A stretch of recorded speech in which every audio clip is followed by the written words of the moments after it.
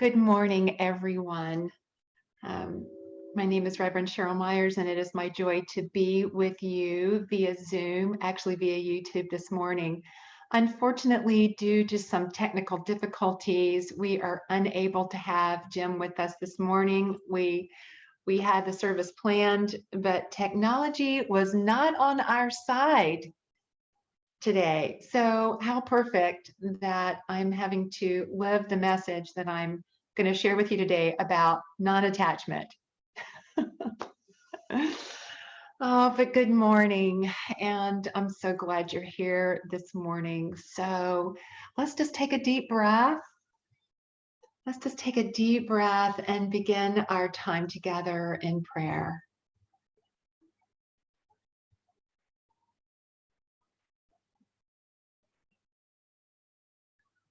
So we do take a deep restoring breath, and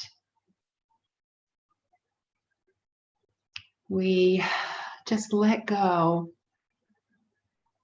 of any busyness of the morning, and we just allow ourselves to settle in to this time right here and right now.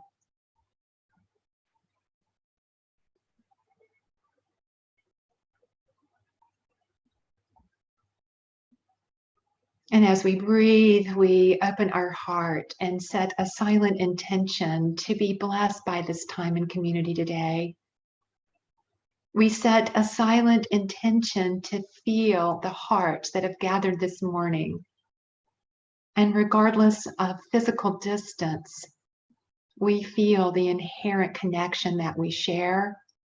We feel the love overflowing from our hearts. How sweet it is to come together in unity.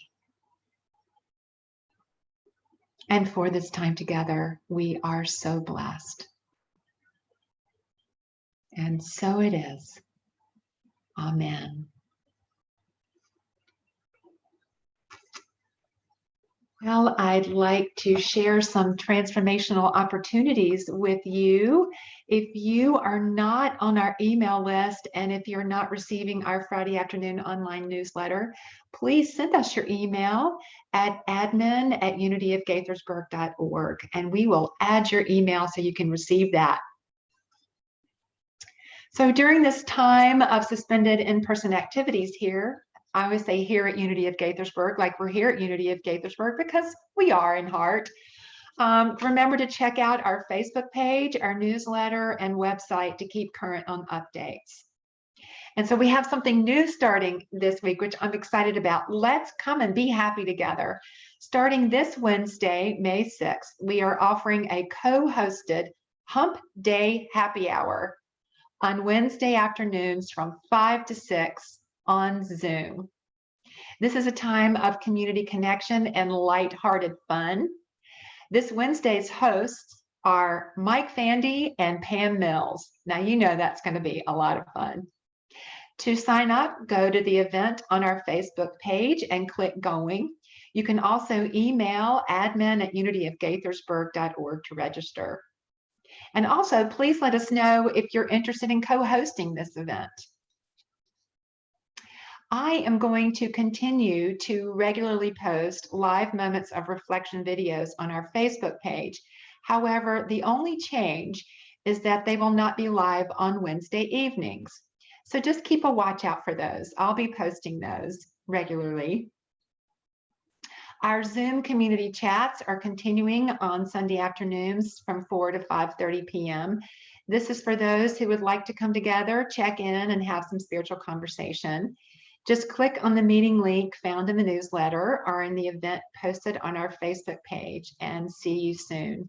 And I just wanted to let you know that we are extending our no in-person activities at least through May 17 at this time, and then we will check in after that time.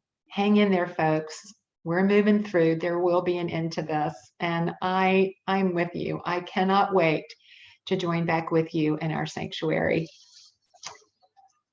And we are still collecting pictures of all of our members, new folks, and anyone who consider themselves to be a part of our community until every empty chair in our sanctuary has an individual image of our dear ones. We're getting there. We've got a lot of chairs filled and we still have more to do. So if you would like to be a part of this, please send us a picture and at admin@unityofgaithersburg.org, and we'll print it, and we're filling up our sanctuary, and it's so sweet. What loving energy. So spread the word, spread the word. Our Spiritual Education and Enrichment Week, SEE, is still coming up, May 31 through June 5. And due to COVID-19 protocols, this year we're offering all 8 classes and special activities, including Qigong and a Thursday night celebration, all online via Zoom. Want to deepen your prosperity consciousness? Prosperity class taught by Reverend Tony Fish could be just for you. Reverend Kelly Isola is bringing her wisdom to teaching meditation practices and healing and wholeness. Reverend Ogun Holder is teaching metaphysics and the wisdom of the Enneagram, one of his favorites. And our Jane McCarthy is bringing to us Bible interpretation of Hebrew scriptures. What a fantastic lineup. And check out our very cool new video on Facebook and on our website. Don't miss this week of learning, growth, and reflection. So today is the final day for us to receive your image to contribute to our meditation video. In honor of Earth Day, we have asked you to send us one picture of your favorite spot in nature with no people, please. And just please make sure that the picture is not subject to copyright. A perfect image is something that you took on a trip or in your backyard, whatever means something to you that you would like to have included in our meditation video. The last day again is today to receive those pictures. And please send them to admin@unityofgaithersburg.org. And remember, Jim Goldstein's going to add his original music. Can you imagine how peaceful and beautiful this is going to be? So we look forward to that, and thank you for participating. And so now please center yourselves as we reflect together on the daily word. And the focus for today is in this moment. And the affirmation is, each moment is filled with unlimited possibilities. My mind and heart are firmly present in the now, rather than past hurts or future worries. One way to live right here and now is to let go of any attachment I have to how and when the desires of my heart unfold. Any attachment I have is based on the past, so I focus my attention and intention in this moment. The present is where I am aware of the infinite choices available to me.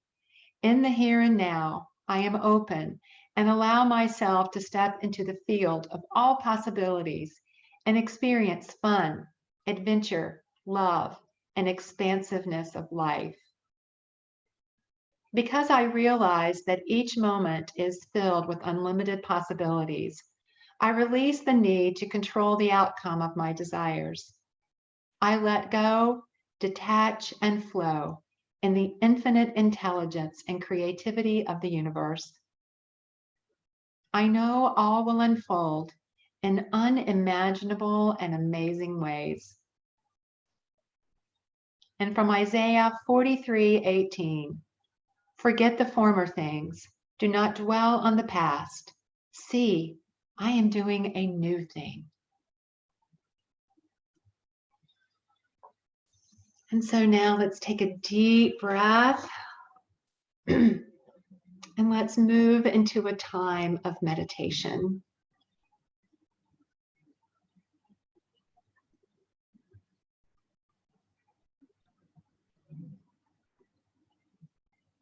And follow that deep breath with 2 more deep breaths in your own timing. Breathing in as the chest and belly rise, exhaling as the belly and chest fall.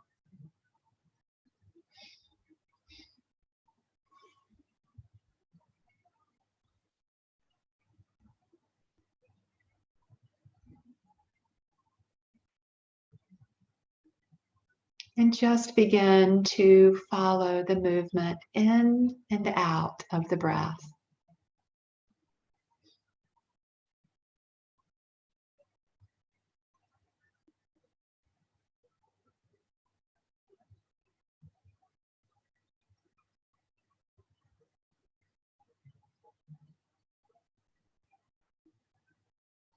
And just notice as you follow the movement of the breath, where you feel it the strongest. Where do you feel the movement of the breath in the fullest way? Is it as it enters your nostrils, or is it as it moves your chest or your belly? Just begin to focus your attention where you feel the movement of the breath in the fullest and strongest way.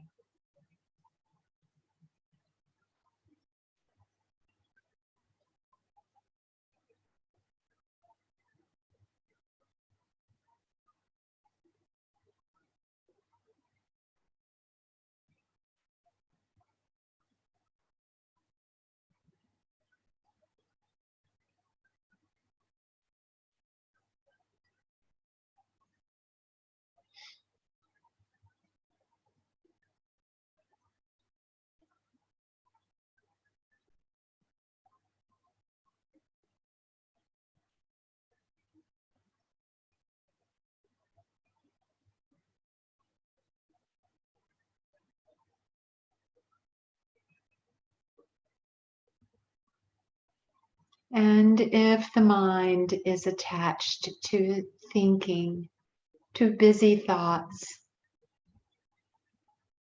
just gently with compassion, bring your attention back to following the breath where you feel it the strongest.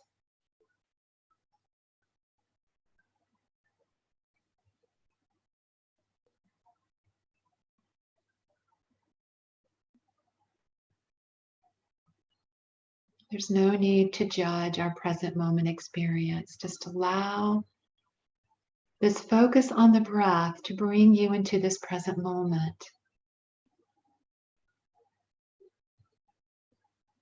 With compassionate, gentle awareness, continue to follow the movement of the breath, moving in and moving out.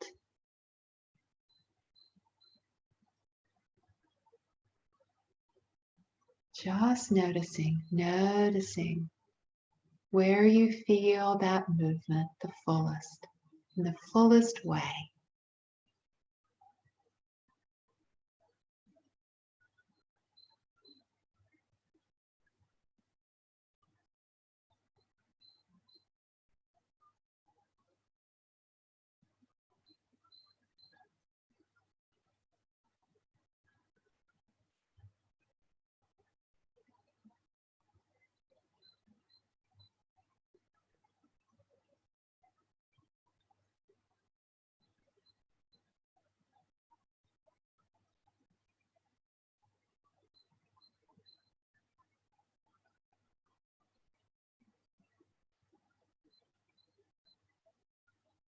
Just allow yourself the gift of focusing your attention on the life-giving breath as it enters your body and as it exits your body.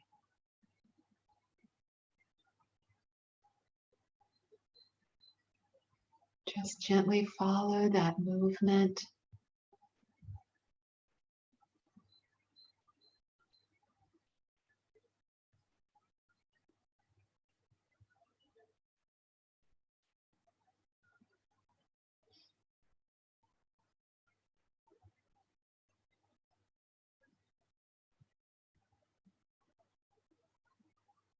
And as the mind wanders, as it will, just bring your focus back gently to the movement of the breath, moving in and moving out.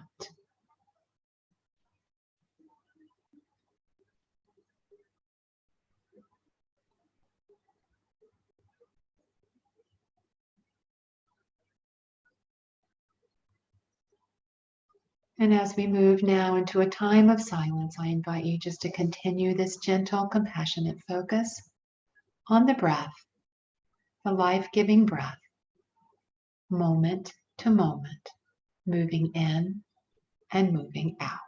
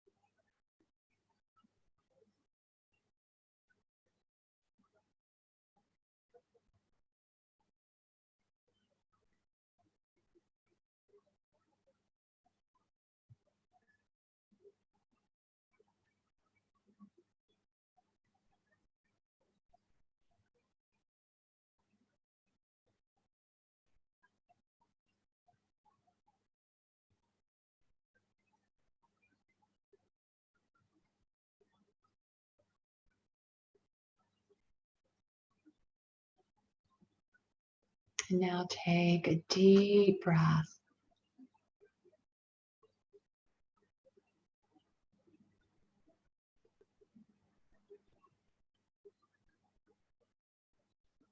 And let us continue this present moment awareness that focusing on the breath has brought us.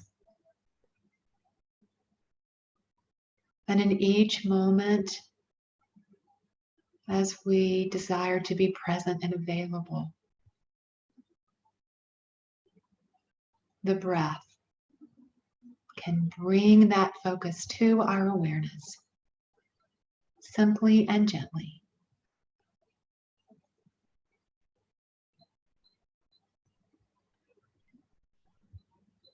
How grateful we are for each breath.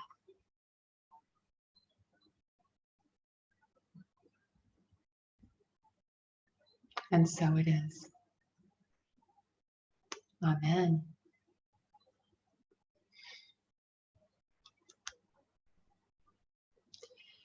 Before I start the message this morning, I wanted to bring your attention to the beautiful flowers here. I went by the campus this week and I just clipped a couple of little azalea clippings from the bushes in the back of the sanctuary there. They're just blooming and they're just so beautiful. And I just wanted to share the beauty of our campus with you this morning. I know I'm missing it and I'm missing you being there. Well, George Bush died and went to heaven. And St. Peter met him at the gates.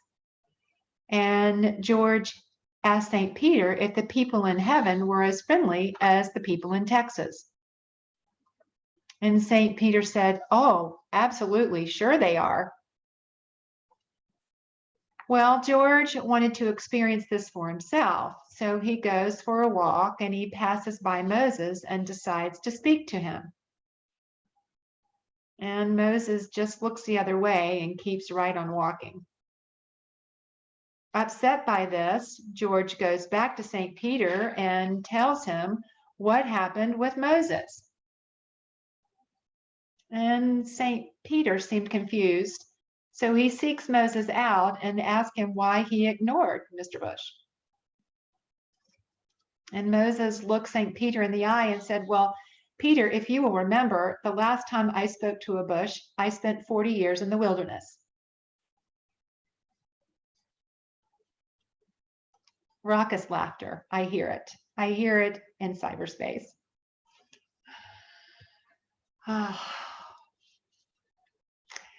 So here we are, and I'm imagining, because we've been staying at home for such a long time now, that most of us have a strong desire for things to change. a desire for this whole pandemic thing to be over, not just because people are ill, but to have it be over so that we can move back into some kind of place of normalcy, whatever that now is for each of us. And have it be over so we can move about freely and do the things we used to do and want to do. It's completely understandable. And for many of us, having those things taken away is excruciating and even feels violating. Example, the protesters that we're seeing throughout the country that are feeling violated and angry and are blaming, the authorities for upholding these restrictions. I started to think about this, and I started thinking about in our humanness, holding a desire strongly and not having it happen, it creates friction. It creates unhappiness because what we want isn't happening in the way or in the timing that we think it should. The desire to get back to normal can't happen fast enough right now. But unfortunately, it's beyond our control to make it happen. We can't make it happen, and this can cause us great stress and anxiety. We're just not used to being so out of control. And this can have us feel victimized and angry and bewildered and just really upside down, anxious. So how do we deal with this? And we've been looking at this over the last several weeks, tools that can support us in navigating this time that we can add to our spiritual toolbox. So what's another tool that we can use? How do we deal with this? What's another tool that we can use when the flow of life isn't flowing in a direction that we want and we can't stop it, we can't control it. It's just unknown territory and we don't like it. How do we move with it versus against it?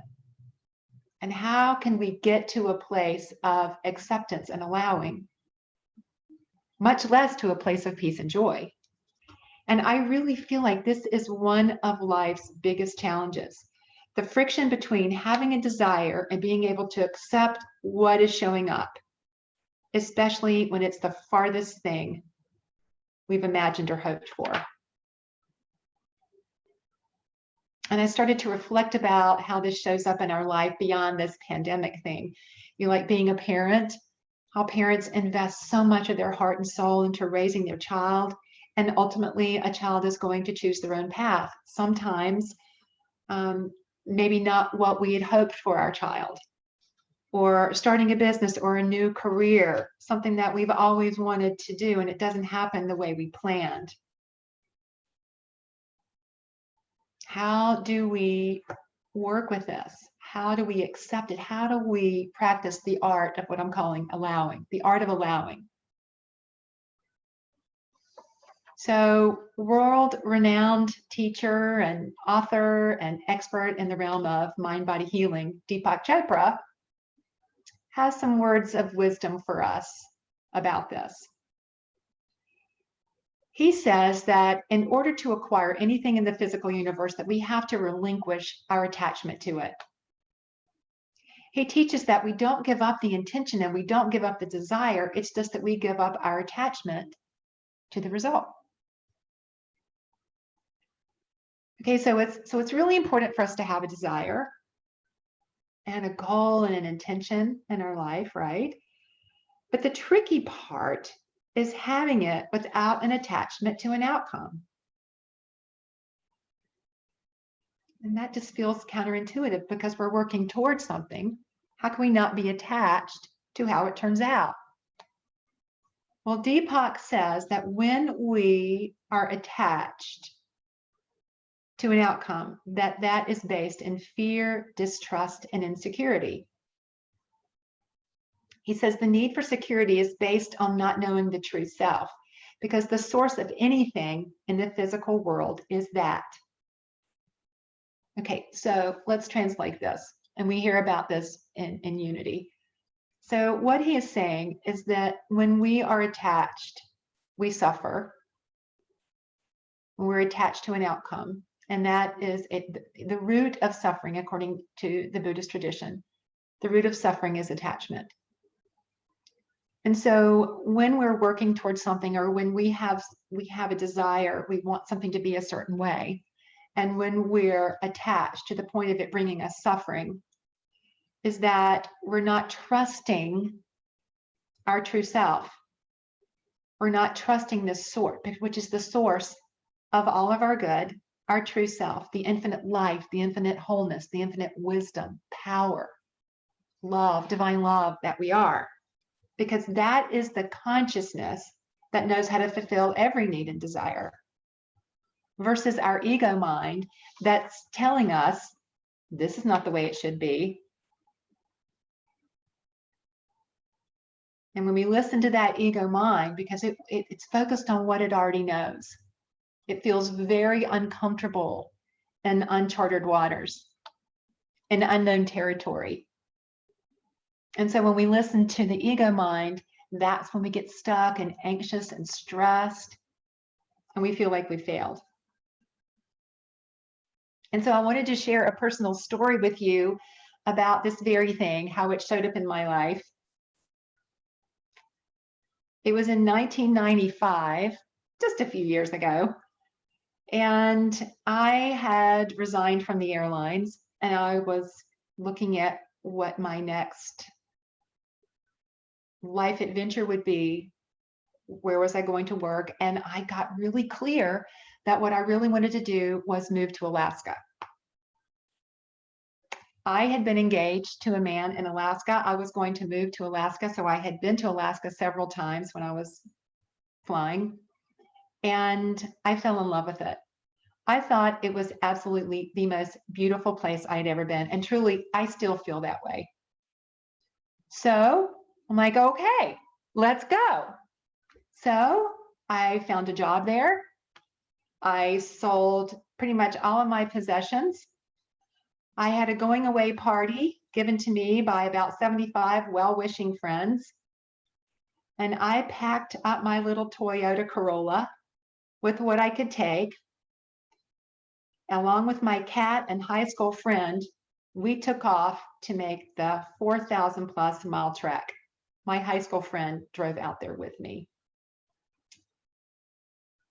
And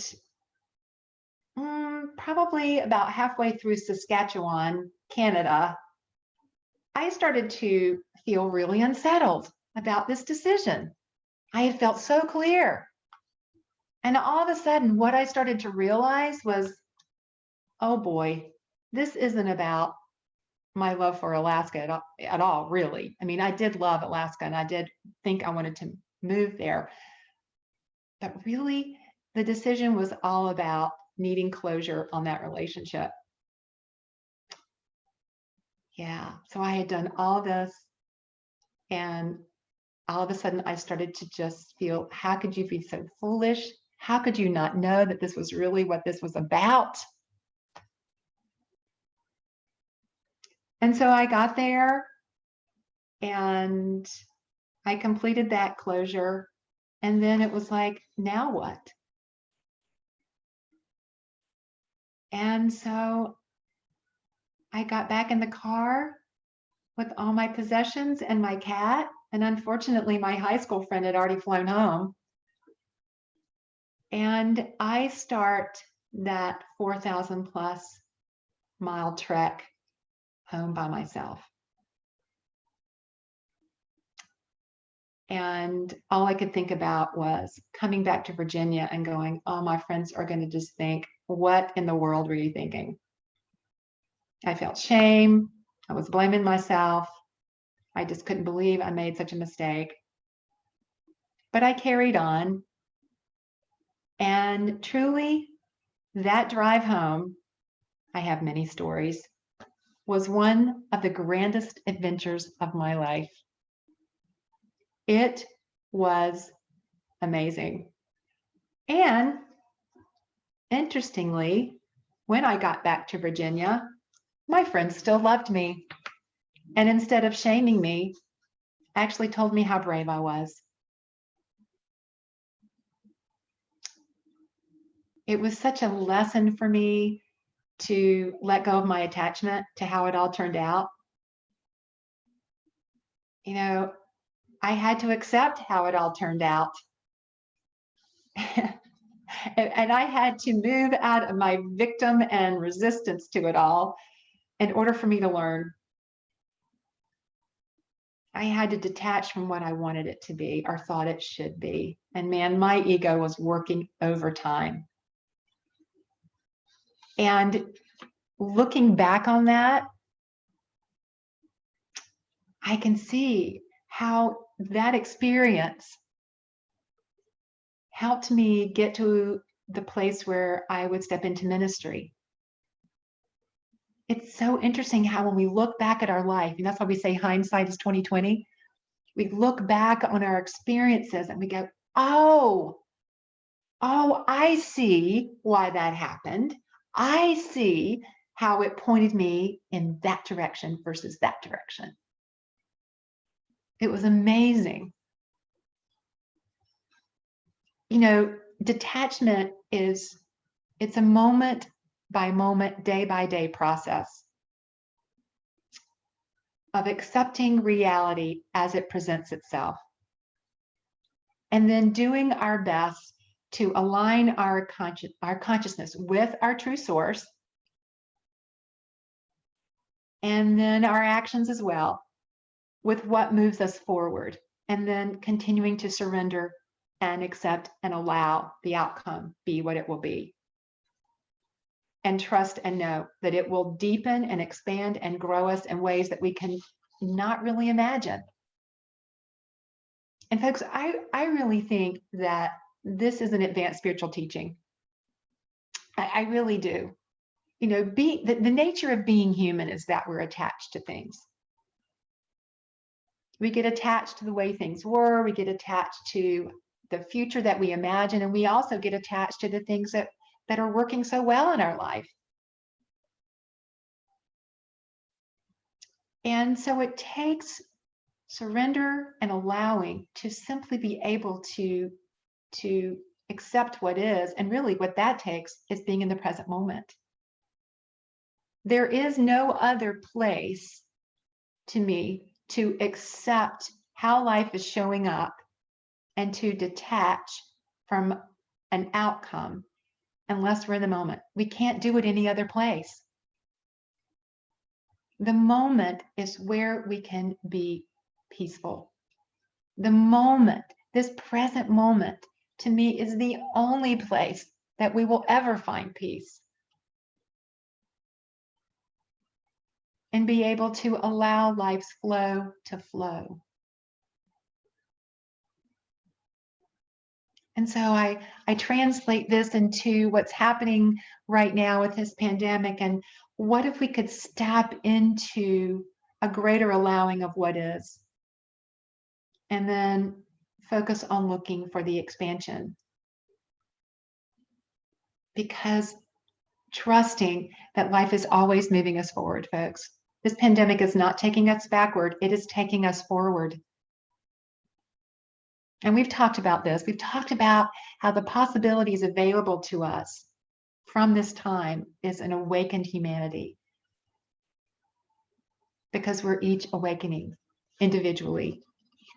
And the only place really that this can happen is in the moment. Because if we can do this, if we in the moment can let go of our attachment to the outcome of whatever it is we're attached to in our life, we can accept and allow what actually is. And from that, we can learn and expand and grow in ways that we can't even imagine right now. I found a verse in Isaiah that spoke to me about this. It's chapter 26, verse 3. It said, "You will keep in perfect peace those whose minds are steadfast because they trust." And I would add, in the moment. And so I'm going to close with a quote, some wisdom from Deepak Chopra. He says, relinquish your attachment to the known. Step into the unknown, and you will step into the field of all possibilities. In your willingness to step into the unknown, you will have wisdom. This means that in every moment of your life, you will have excitement, adventure, and mystery. You will experience the fun of life, the magic, the celebration, the exhilaration, and the exaltation of your own spirit. And I'll add, no matter what is happening around us, even in a pandemic. So this week, let's practice allowing what is to be what is.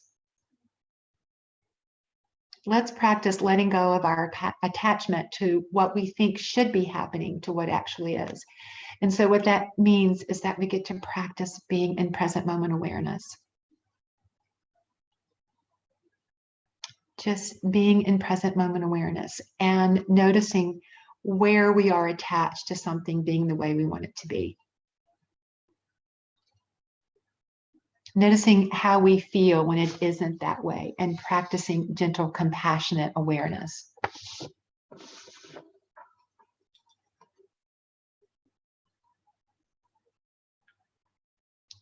Please be gentle with yourself. We're moving through a very interesting time. So this week, let's practice mindfulness. Let's just notice our present moment experience gently, lovingly. And consider detaching and allowing what is to be without trying to resist or control it. And just notice our experience.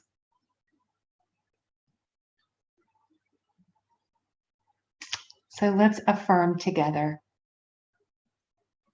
I detach from what I think should happen and instead accept and allow what is. I feel greater connection, peace, and joy. I move into a knowing that all is and will be well.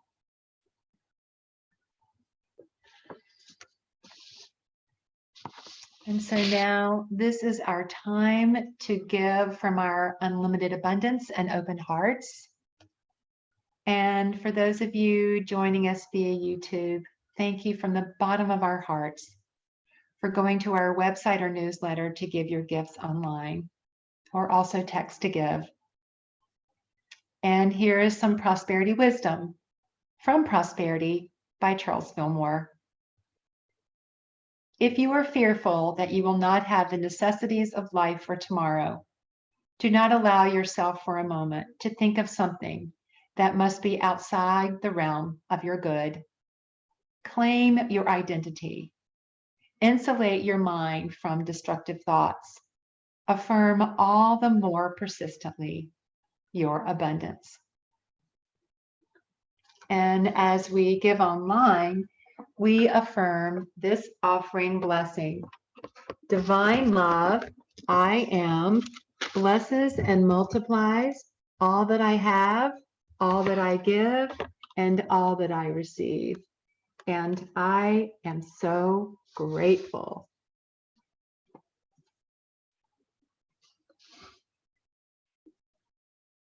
So we're just imagining a beautiful Jim Goldstein song right now.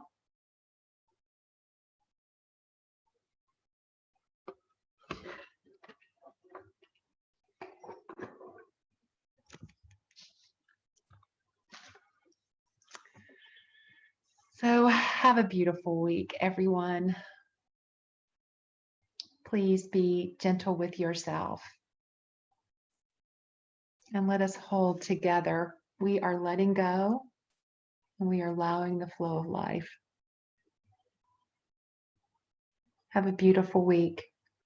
Take good, gentle care.